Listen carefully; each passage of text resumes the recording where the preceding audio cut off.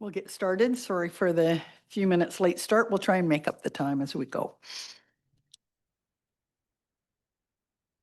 The TNRD acknowledges that we connect with many First Nation communities across our vast regional district, and today we are located on the Tk'emlúps-te-Secwépemc territory, situated within the unceded ancestral lands of the Secwépemc Nation. The TNRD appreciates the partnership that we have with the Tk'emlúps-te-Secwépemc and respect the territory and the land on which we gather today. Before we start, just as per our guidelines and our policy, we have additional members or additional directors here that are not formally part of the committee. And in order for participation, we just need to have a vote by the members of the Finance Committee to allow that participation. So I would just like to put forward a motion that the committee allow for non-appointed board members to participate in the committee discussions related to the agenda. Can I please have a seconder? That seconder by Councillor Hall. All those in favor? Aye. Oh, that's carried, and thank you. I see Director O'Toole up on the Zoom link there. So thank you very much. Would like to call right now. Do we have any additions or deletions from the agenda that any of the members would like to put forward? None seeing, will adopt the agenda as presented. Thank you. Move to 4.1, the Finance Committee meetings of April 16th. What if we could please have one of the members put forward that recommendation?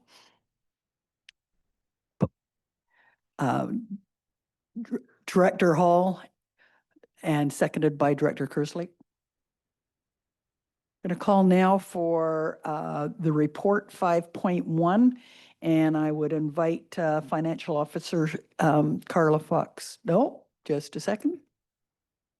Hi, sorry, we just need a vote on the motion. Oh, I'm sorry. Thank Okay, you. could I please have a vote on the motion for the minutes?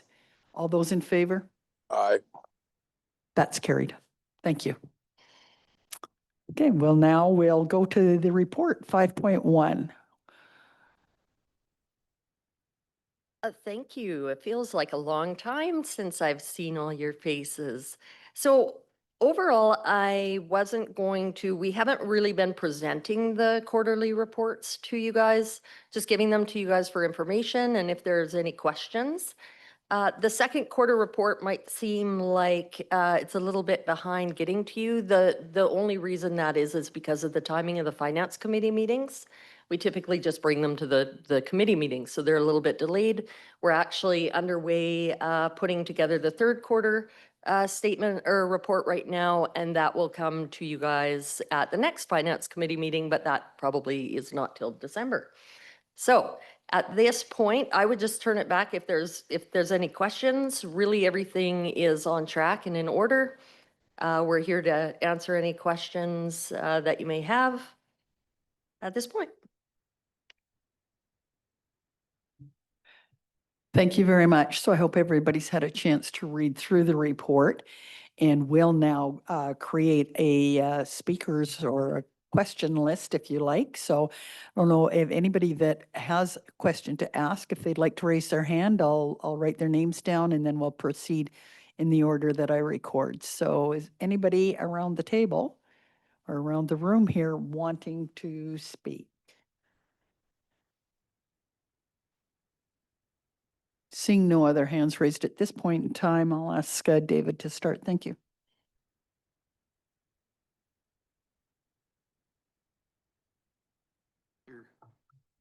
Thanks, Madam Chair. I had a question around our planning department.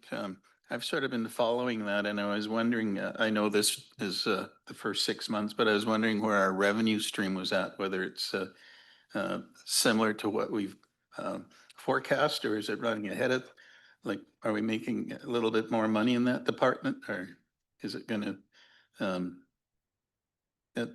I think you got my question. I sure do. Thank you, Chair, through to the committee.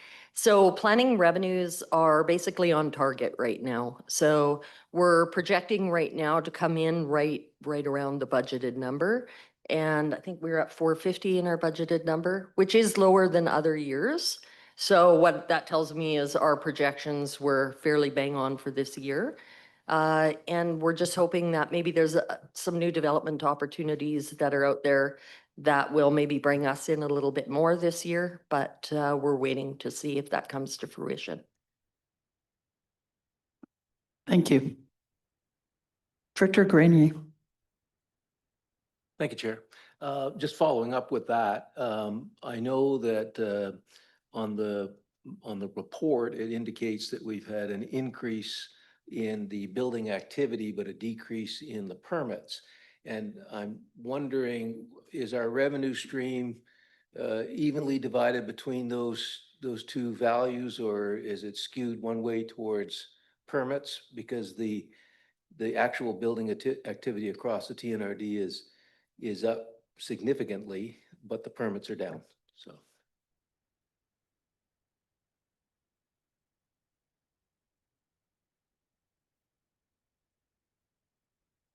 Thank you. I was madly trying to get onto my system here so that I could give you a real-time update. If you can bear with me for 2 seconds, my computer doesn't want to work. It's going to read only.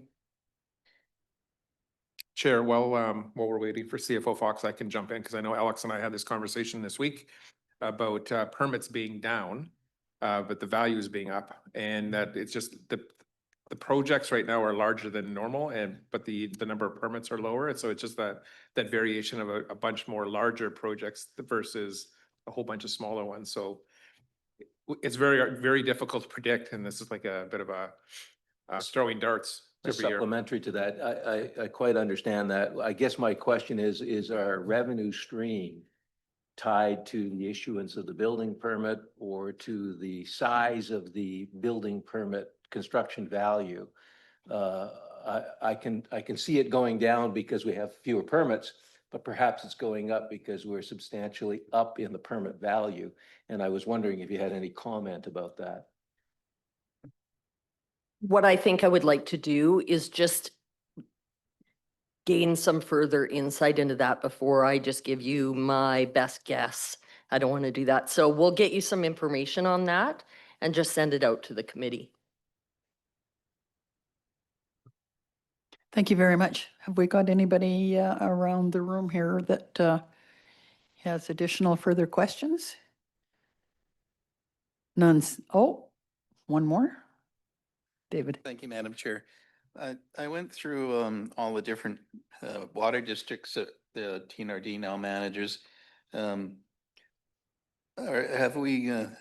we collecting enough funds to make them work now? Or like when I look at the operating costs and the amount of revenue that coming in, it doesn't, obviously, is it making hitting the mark as far as revenues are concerned? So up our utility, our own TNRD water systems is the question? Yes. Is that correct? Short answer is no, we're not. We still have a funding gap there, but we're in much better position now than we were 2 years ago with the recent rate increases, that we are having some reasonably high contributions to reserve that we're contributing to. But there's a long way to go to actually get those reserve funds up to where we need to. Thank you. That's good news. Thank you.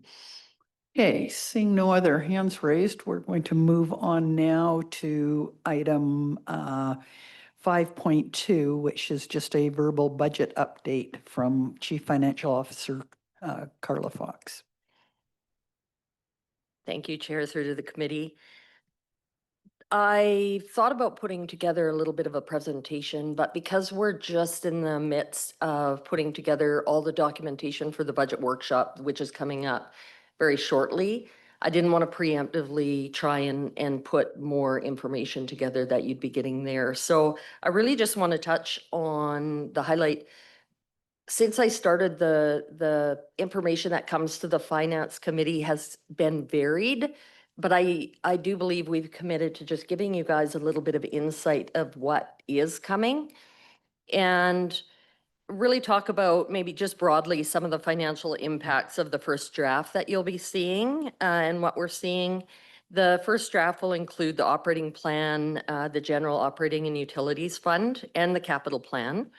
Our aim is to ensure that we have clear alignment and understanding of the current financial status and to prepare the critical decisions that would be facing the board. Really, in my experience, and now being part of the GFO ABC, it seems like we're one of the front runners for regional districts as far as timing of when we bring this financial information forward to our board. I can see maybe arguments for not bringing it because we don't know the tax impacts. However, the tax impacts are really just an outcome of all the work that we do. And I find the process, I hope, is really helpful to the board to know in advance and give you guys the ability to kind of influence what we bring provisionally and by March. So I think that that is a good process. And I wouldn't want to see us change it at this stage, but obviously open to feedback in the timing. We do put the timing, the budget timeline on the website so that you guys can see that and follow that. But really the staff are working in August, but mainly in September, putting together projections and budget changes for consideration. And we do a lot of staff work and conversations about what we're seeing that's coming and changes we're seeing.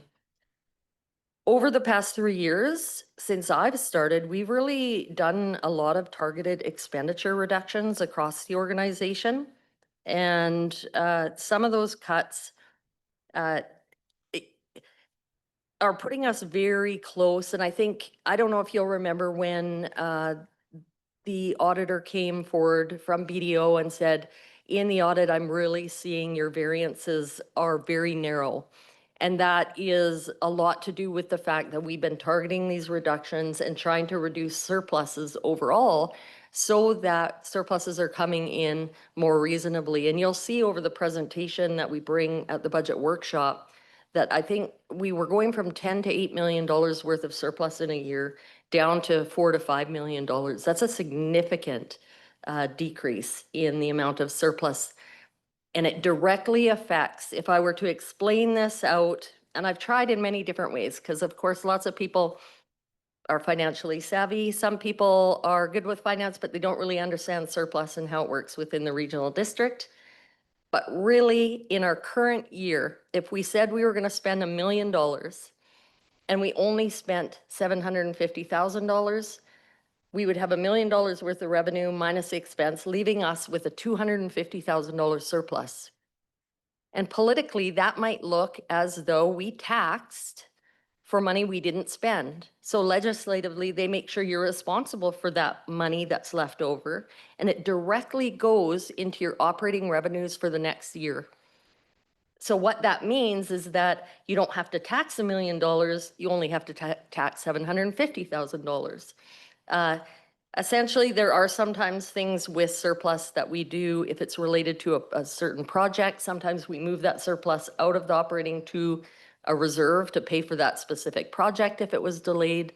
But overall, those surplus revenues are helping keep taxes down because we're essentially giving that back to the taxpayer. The issue we're having here is that we've reduced surplus intentionally. So when we used to have $8 million worth of revenue coming in, now we only have $4 million worth of surplus revenue. And operation costs are staying the same or slightly increasing, which means you need more taxation to cover that reduction in surplus. So just so you're kind of aware, to run you through that. I know I review it each year, but it is a concept that unless you're dealing with it all the time, sometimes that's not in the front of your mind. The surplus management remains a priority. However, there's ongoing efforts to optimize reserve use and mitigate the future risk to the organization. Utility services, as we just discussed, are going to be presented as anticipated with the built-in required fee increases to support required capital investment and cost increases. So the schedule that was presented prior is a schedule that we are following as far as fee increases for utilities. There's a couple anomalies that Jamie will be bringing forward, but overall, we're following those previous utility schedules. Right now, the core cost drivers in our overall budget are really just some inflationary cost increases and the collective agreement and wage increases. However, right now, wages are not anticipated within the budget to go up until the contract negotiations are settled. Right now, both of those agreements will be coming up, and we do not know the outcome of those. These are really the only factors that contribute to the overall expenditure growth.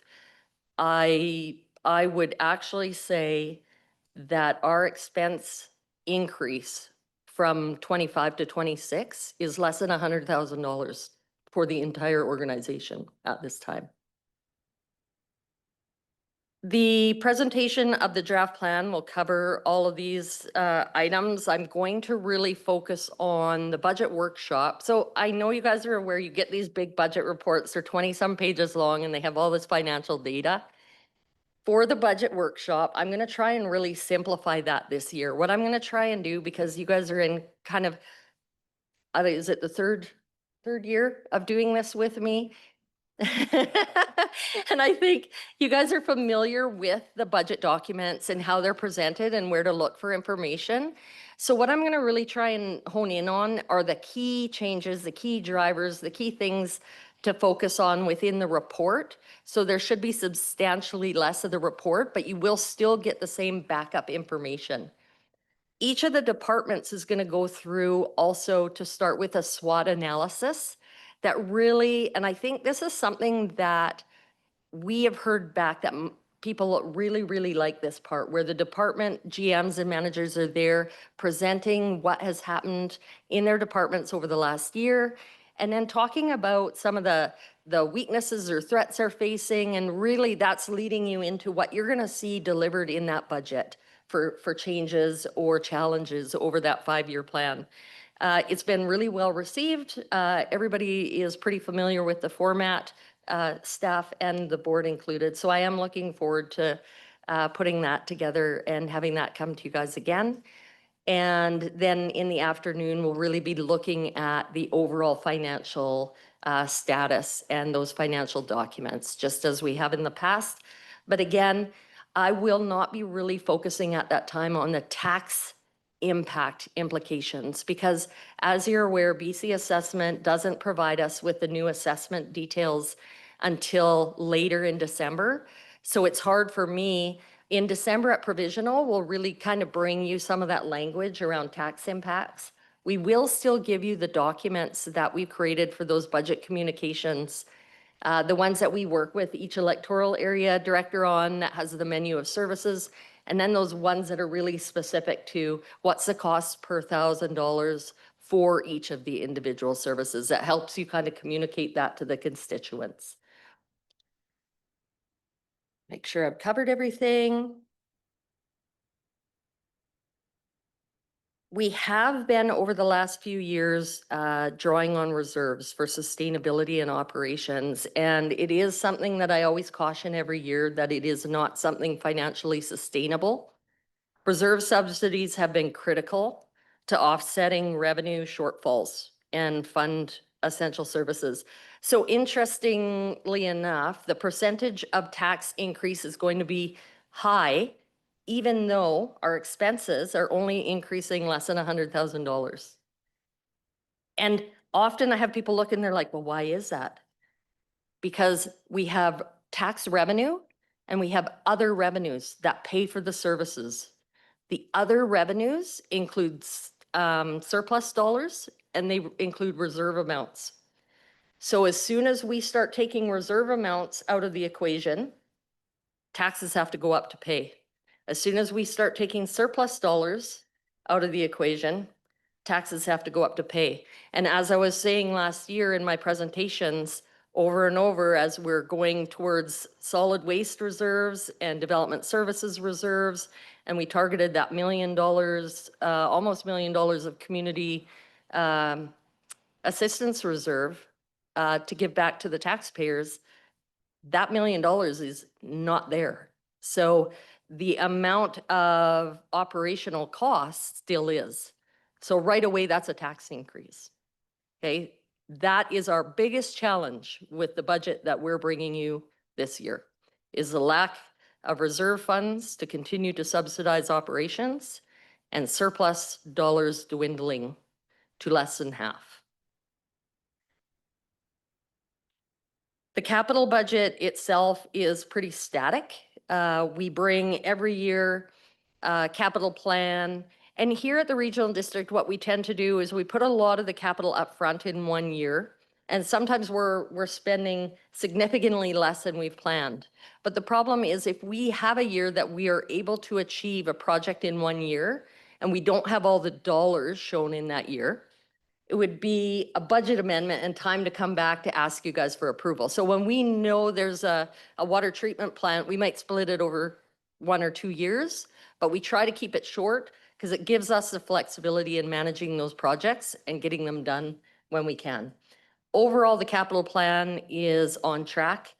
We have carry forward projects that will come to you, and we don't really spend a lot of time on those projects.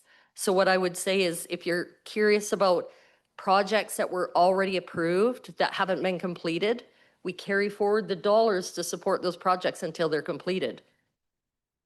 The bigger, I guess, approval we're looking for from the board is on the new capital projects. And we've been pretty good about projecting out over a 5-10 year strategy new projects. And with that, we've really built up this reserve strategy to fund those projects. So in the capital plan, we call it a 5-year funded capital plan. And that is because we have attached funding dollars to make sure we can pay for that. And the great thing about that is if we have funded a project and we don't have enough money, I all of a sudden will see a negative. And then I have to say, okay, department, whomever I'm working with, where are we going to get the money to pay for this? So we really dive into what are the projects on there, what are the priorities, and how are we going to pay for these? So it intentionally puts us in a position where we have to invest dollars from our operating budget into our reserves. So we have to bolster up our reserves in order to pay for our capital. The problem that we have not integrated into this draft plan that we're bringing you is the reserve strategy. So you guys approved a reserve policy, and in that reserve policy, it says for the capital that we already own, not the new capital that we're planning for the capital we already own, we need to have money in there to pay for anything that happens. Every year, capital depreciates or amortizes. So we should essentially know that if that's going down in value at one point in time, we're going to have to reinvest into that. We're not unique in this. Municipalities across the globe have this issue because we don't put enough dollars away. We don't increase taxes enough to pay for that. We think of things like we're going to offset some of the utilities costs. We pay for a lot of that with grants. So we do factor that in, but this reserve policy right now says that we need to meet certain targets, which include 1 or 2 times or 3 times amortization to put that away every year. And we're not meeting that. So Austin and I have done a bunch of work on that. And for provisional, we're going to bring that forward. It's going to be kind of layered separately.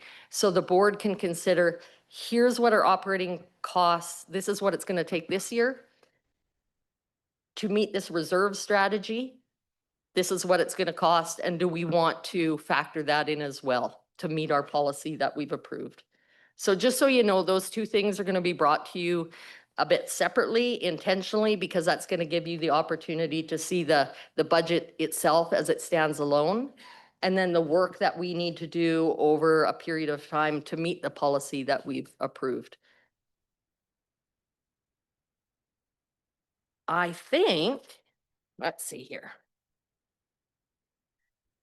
Overall, my hope is at this time, the surplus projections that we have will come in a bit higher. Typically, they come in a bit higher, but the more knowledge and education that we have spent time training our budget managers, they're getting really good at their budget projections.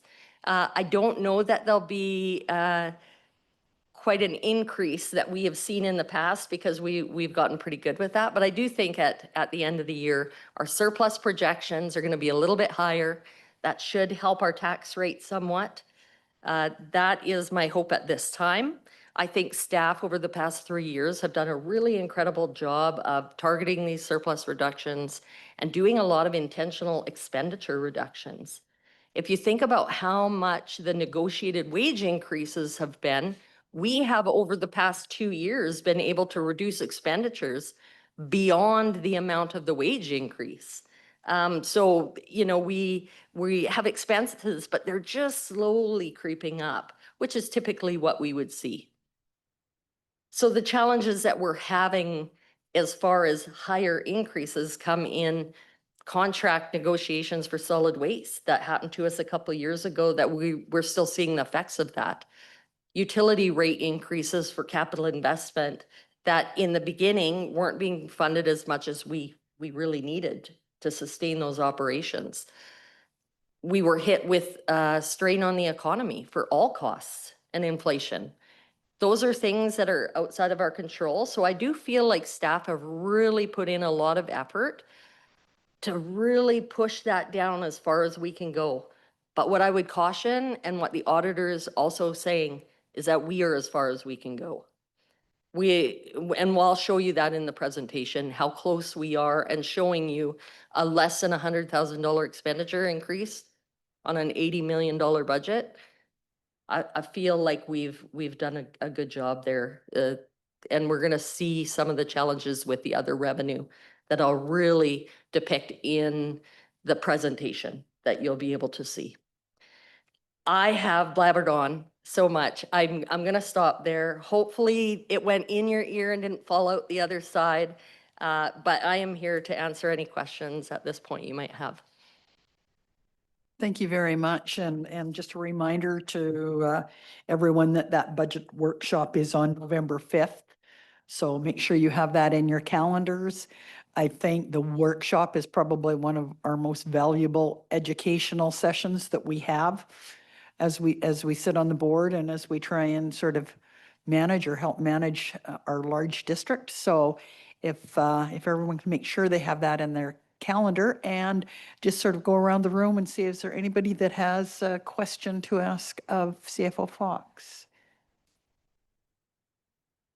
Director Grenier, I'll start with you. Thank you, Chair, and thank you, CFO Fox, for that wholesome presentation. You provided some cautionary notes about surplus and reserve, and we spent a great amount of time as a board and as a finance committee bringing in surplus and reserve policies. And so I guess my question is do you see the surplus and reserve policies working, given your comments about surplus and reserve? The intent of the policy was to moderate excessive reserves or surpluses and to identify underfunded areas. So is the policy, I know it's early days, but is the policy heading in the right direction, I guess? Thank you, Chair, through to the committee. So I believe that the surplus policy itself, targeting the 10% and really focusing on responsible spending and making sure that we're accounting for the dollars in the budgets each year the way that they're supposed to be, is working. I believe that it really pushed us in a great direction to make sure that we're not holding reserve funds in surplus dollars and really taking out those dollars that are dedicated to projects and putting them in reserves. It's really made us more aware of the dollars that we have available for projects. I feel that policy there in particular has shifted and pushed us in a really good direction.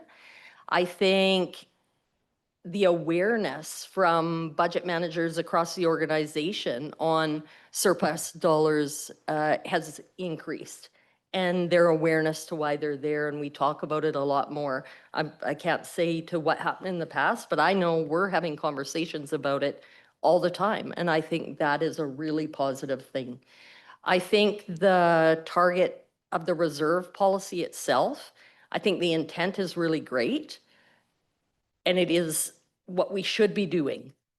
The problem is the economy and the challenges that we've faced across the world, across Canada, across BC with cost constraints. We're being very conservative. We're being very cautious in our approach to increasing tax rates because we know the challenges that are being felt everywhere, and we know the appetite of the board to push more and more tax increases on constituents is not desirable.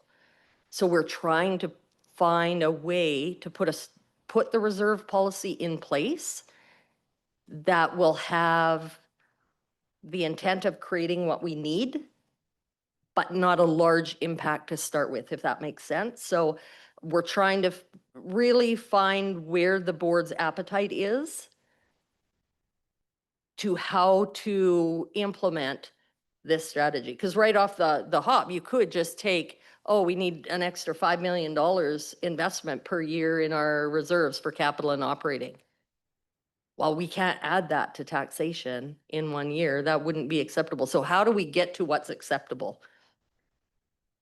The more time we take, the more time will be invested into the long-term asset management planning, which I think will better inform those decisions rather than trying to build it off of reasonability.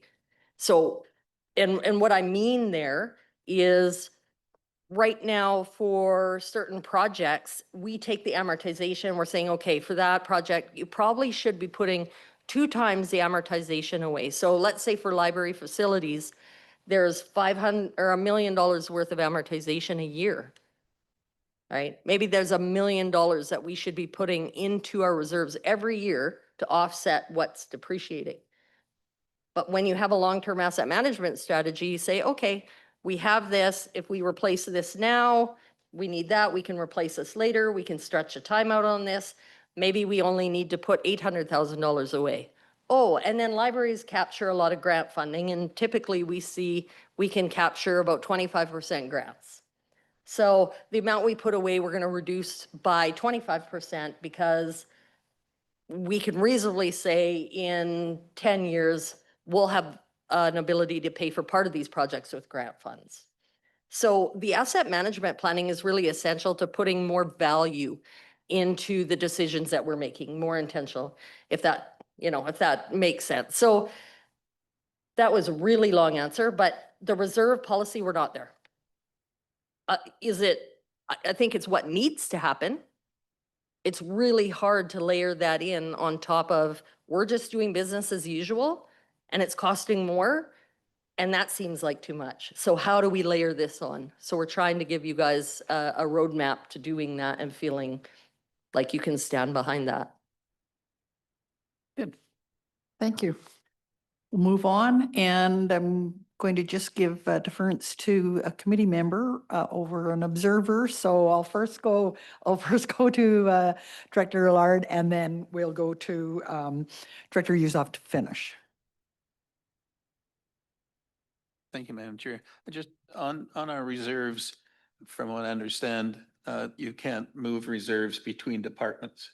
So you might have a very large reserve in one department that you could use some of that in another department. There's no way of, the legislation doesn't allow you to move reserves from one department to the other. Chair through to Director Laird and the committee. So no, we cannot move it.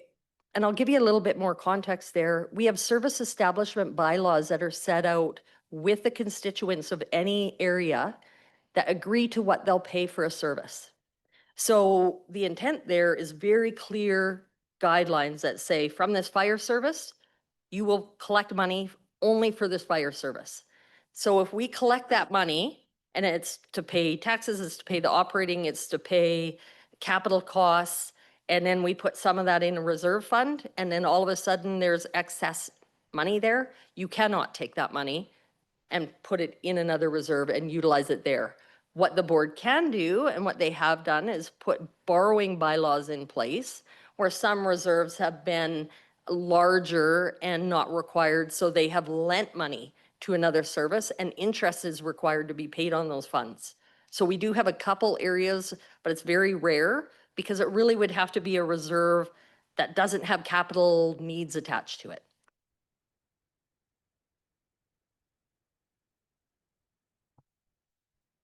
Thank you. Director Sao. Thank you, Chair. A comment and a question. Comments being, the talk about the scheduling of the timetable, how our TNRD budget's done. I wholeheartedly agree with the schedule that you've laid out. I feel that last year, being early allows the board to actually have some real ability to give feedback and redirect rather than just, just in time and, well, what's the point? We can't make any changes anyway. So that's my comments. And then could staff give recommendations on, you talked about dwindling reserves. If we can't, that's not a tool for us anymore. Can staff give recommendations on current projects that, perhaps we can pump brakes on that would delay the need for capital, for example, just as an example, I'm not saying that I want to do that. ERP, hey, if we delay this for another year, then we don't have to raise taxes.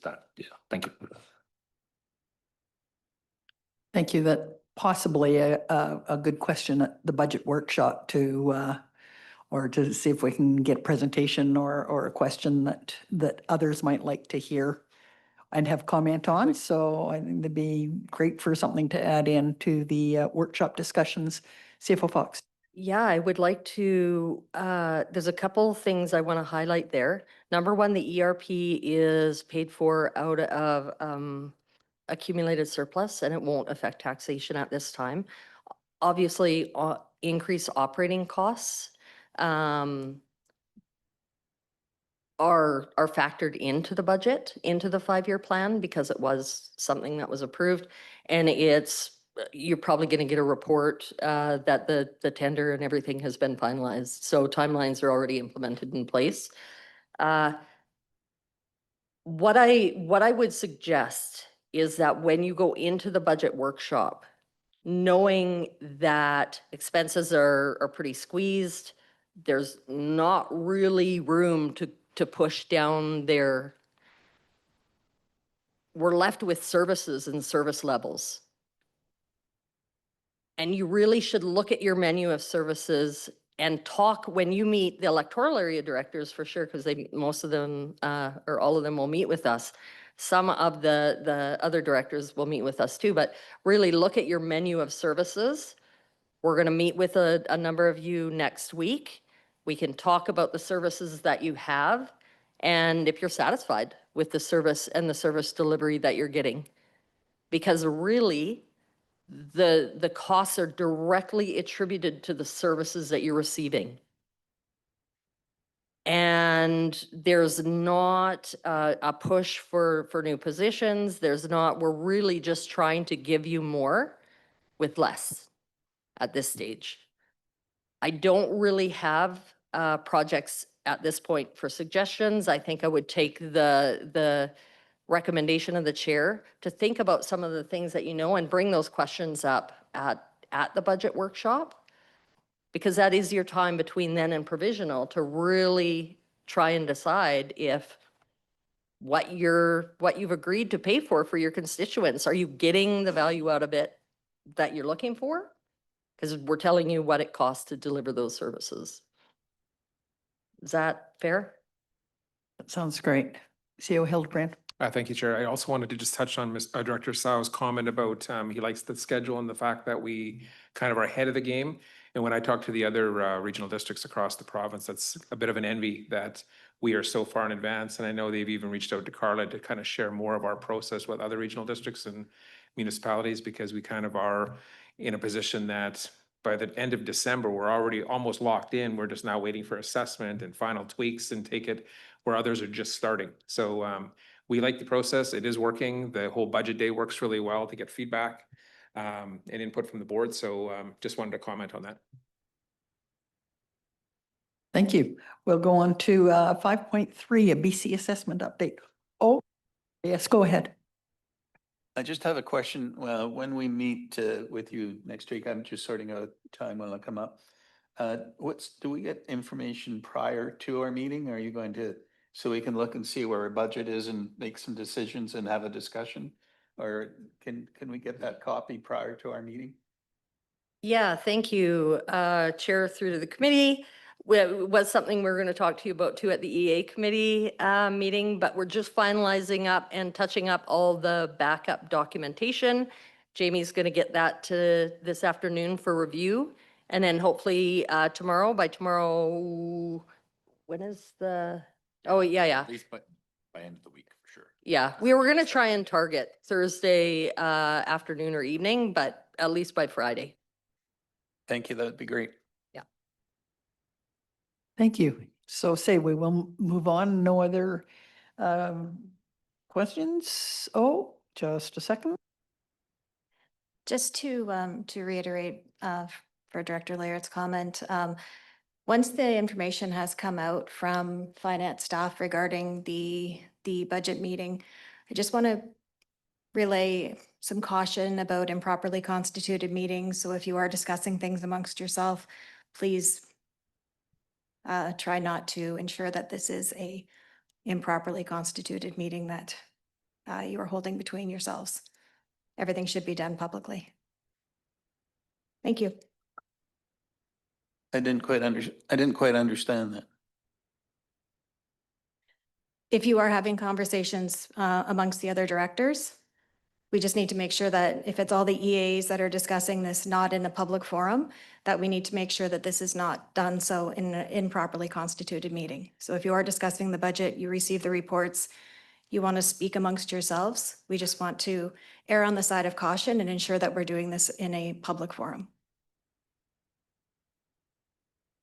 So just saying, make sure that you're not all having coffee together at the same time discussing, and just to make sure that during those discussions or whatever is that you're, you don't have a quorum of directors during those discussions. So keep your coffee It's coffee meetings to a size that that can't constitute a meeting. So I think coffee meetings are quite hard for us because of the distance apart.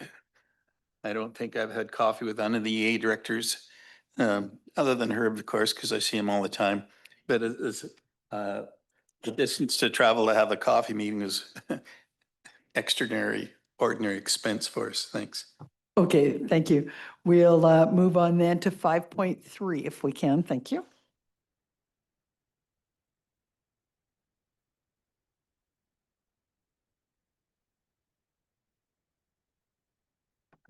I'm sorry, I'm just gonna go to the, I jumped off of the actual. I'm just going to interject, and Rob, I haven't been a good chair, and I haven't been watching for your hand to go up. Was there any questions or anything like that? Have I missed any thing that you wanted to bring up through this meeting? My apologies. No, I'm good. Thank you. Okay, I'll try and make sure I keep an eye on the screen. Thanks.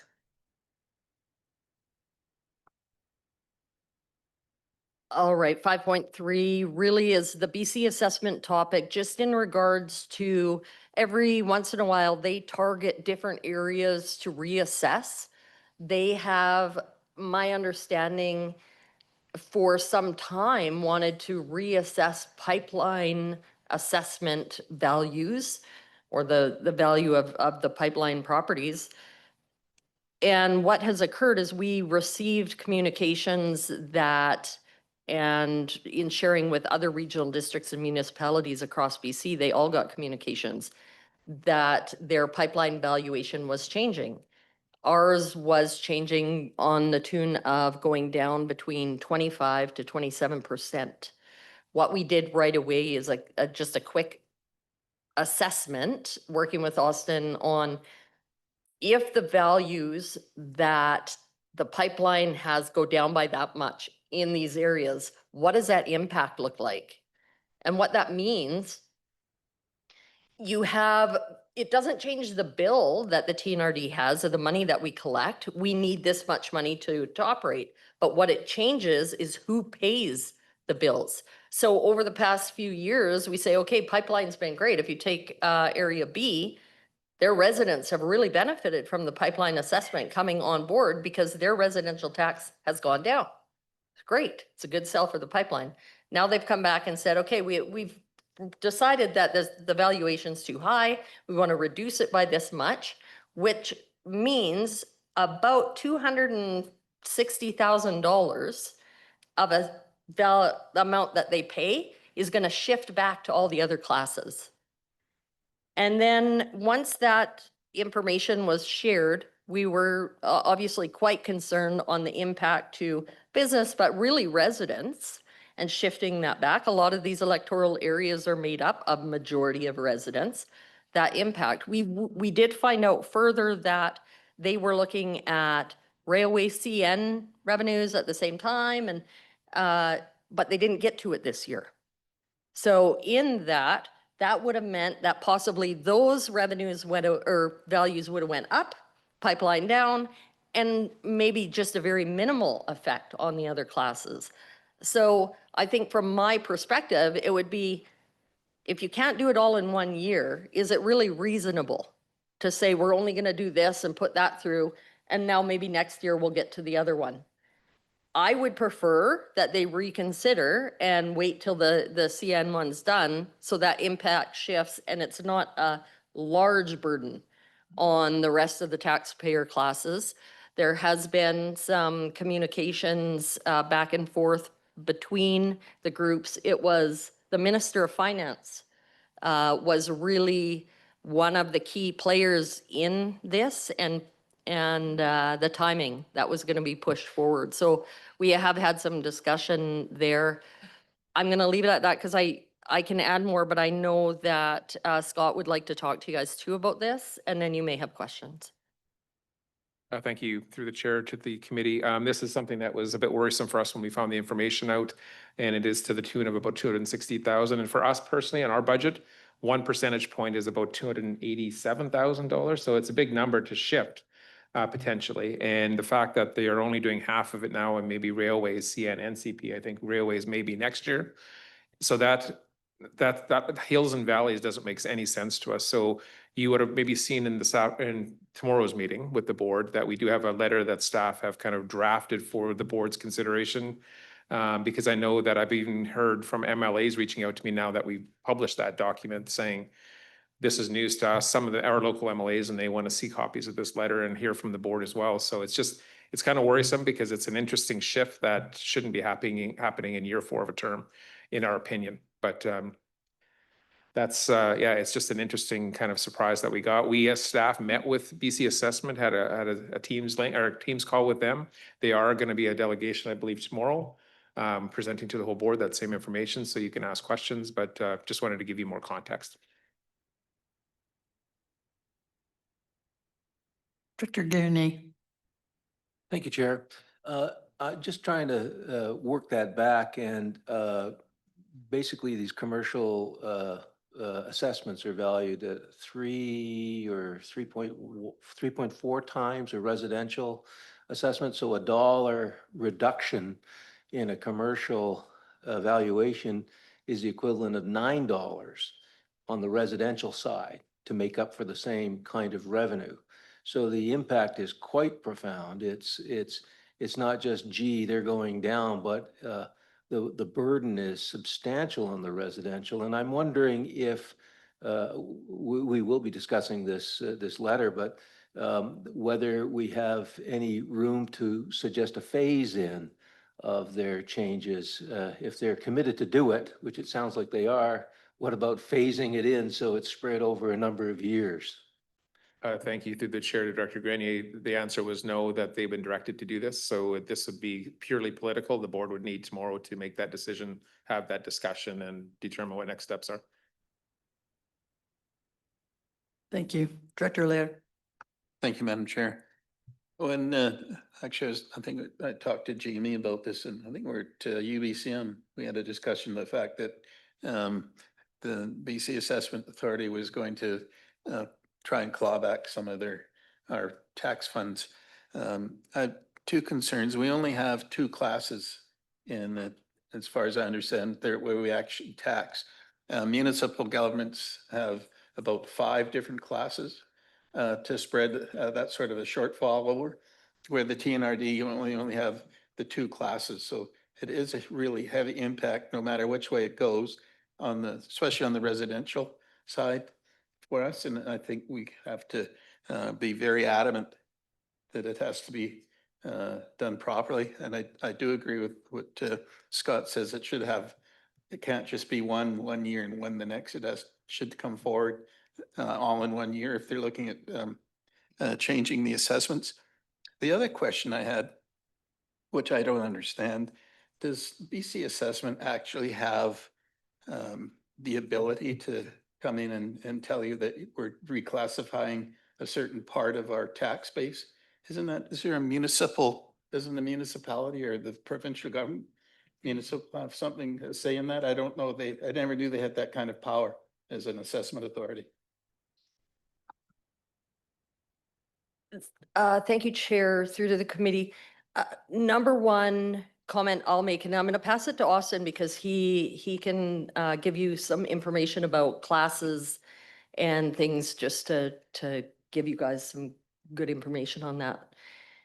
BC Assessment in BC is completely separate, and they have a completely separate process for reevaluating that keeps us at arm's length for a reason. And I think that if you went to Alberta and you saw how that was done there, and the actual municipalities contract that out, and there's not consistency across all of Alberta, there is thoughts there too that sometimes the local government controls the values. This really keeps us at arm's length from that. So they don't really pass those things through us. They do it at their end and we're just notified. So just a couple of things to add for some context around this change. So the first the first thing that I'll note, so the information that we got from BC Assessment on this change, they just specifically told us how much they're reducing overall each jurisdiction's property class assessment for the utility assessment. So the utility assessment pays in at 3.5 times what a residential assessment does. And what's important to note is that that is separate from the business class. So the business class that's class number 6, they pay in at 2.45 times. So when you're trying to look at kind of the impact of this, if you have $1 that's coming out of here, there's that 3.5 times more for residential, but it's closer to about 2 times for when you're looking at the translation over to the business. The next thing to keep in mind for this is when they've given us this change. So for example, they've said jurisdiction 24, we're reducing the assessment value of this utility class by 26%. But jurisdiction 24 actually is made up of a number of different areas. So it's hard for us to know the exact impact to each service because they didn't tell us, oh, well, area A is going down by 30%, area B is going down by 18%. They just kind of gave us this very high level number. So the assessment that I've done is very high level preliminary assessment just of the overall impact. The next thing that's not included too as well, since they've only given us this really high level assessment, I don't know what the impact is going to be to the specified service areas. So this $233,000 is only the impact when we're looking at the electoral area services. Each of our specified service areas that have pipelines in it are also going to be impacted, and there's going to be a shift of tax burden from this utility class to all the other classes that are included in there as well.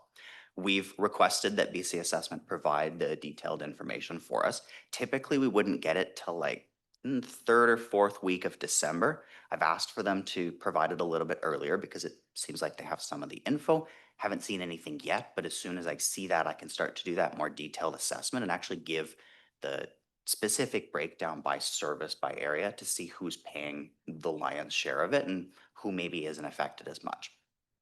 And the last thing that I'll say is the municipality assessments they've given us, no indication that those are going to be impacted. Right now, this is only electoral area, those rural assessments that are being impacted. So it does have an impact on the municipalities because with the electoral area share shifting around, it does have obviously that ripple effect or the domino effect, but no specific changes to the utility class of the municipalities is changing as a result of this. Thank you. One follow-up question and then we'll close. Thanks. I just, when we used Area B, I think that's Blue River area, when you look at I think they have 800 residential property owners around there. So, and when you look at the fact there's only 800 people that are getting the benefit of such a large revenue from the pipeline going through, the impact on Area B was going to be quite horrendous. When you take 3% or whatever percentage they decide and put it among 800 property owners, that's a substantial hit on there.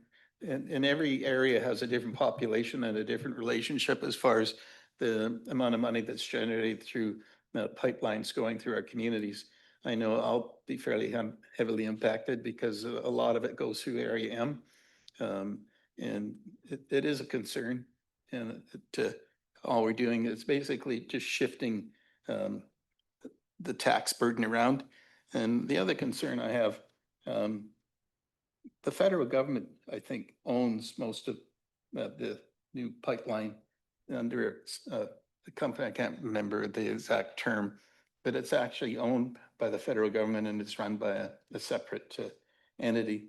So why would we be benefiting the federal government by reducing the cost of the amount of revenue that we're actually generating now? That's just a thought that I haven't figured out yet.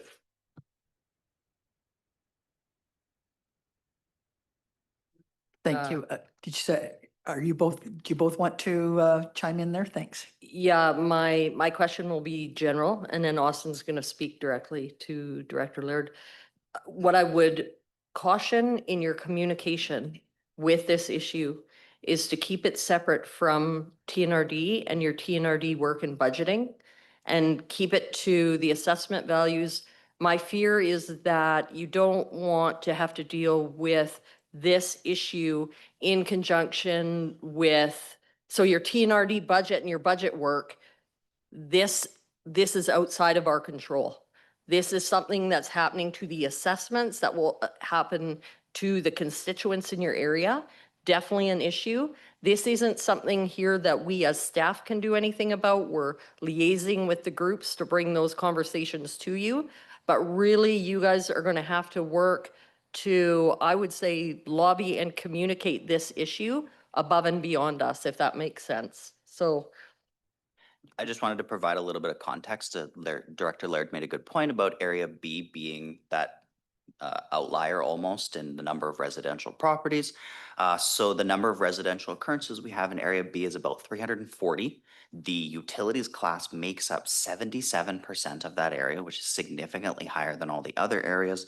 And the impact to Area B from this change is estimated to be very, very, a lot more drastic than the other areas, as much as twice as high. So yes, Area B is definitely one that we would want to raise awareness around. Okay, thank you. Just two more quick question or comment. Director Smith and then Director Hunt. Thank you, Chair. I'm just wondering, Austin, if you get a feel for what is this a tax break for the utility? Is this a gift back to the, why is the government doing this? yeah. So I'm just chiming in from the perspective of the staff to staff meeting we had with BC Assessment. I think these are all good questions to pose directly to BC Assessment when they have the delegation. But from the story that we heard is that this was on the books planned to do a reevaluation of pipelines for the last 5 years, and they just finally got around to doing it. So from the message we heard, there was no political motivation behind this. They have stated that they regularly review and update how they look at different property classes, and that's why they had mentioned to us that next on the docket for them is to review how they assess railways. Understandably, if I were in BC Assessment shoes, it's hard to determine the value of a linear foot of pipeline or train tracks, because you don't have comparable sale amounts. And so that's why they commit to do this on a regular basis. So that's just passing along the information that we got from a staff, but feel free to pose those questions to them. Anything to add? No, that's perfect. Thank you. Director Houghton, we'll close with questions after Director Houghton, because I think we will have opportunity again to ask questions at the regular meeting once the, excuse me, once the materials are represented. Thank you. Okay, this is just a quick question because I don't understand pipeline taxing that you're talking about. Take, for instance, the pipeline leaves Kamloops, the Trans Mountain Pipeline, and goes up Jocko Lake and then heads down through to Nicola Lake. On majority of it's on deeded land property. One of my neighbors is probably the largest deeded landholder on the whole pipeline. So does the shift on the burden of this tax, because my neighbors own the land, they lease it to the pipeline to have the pipeline go through there. Pipeline don't own the land still belongs to my neighbor. Is it affecting my neighbor's taxation, or is it affecting, how does that work with deeded land, or, because they're the ones where the pipeline goes through? I think we're all looking around here. It's a very good question that we don't know the answer to, so we're not going to try guess. That's a BC assessment question. Yeah. Good question. Okay, thank you. More questions than answers and something like this. So I'm just going to move on to new business, and I will just extend the opportunity to the committee members if they have any new business that they want to bring up.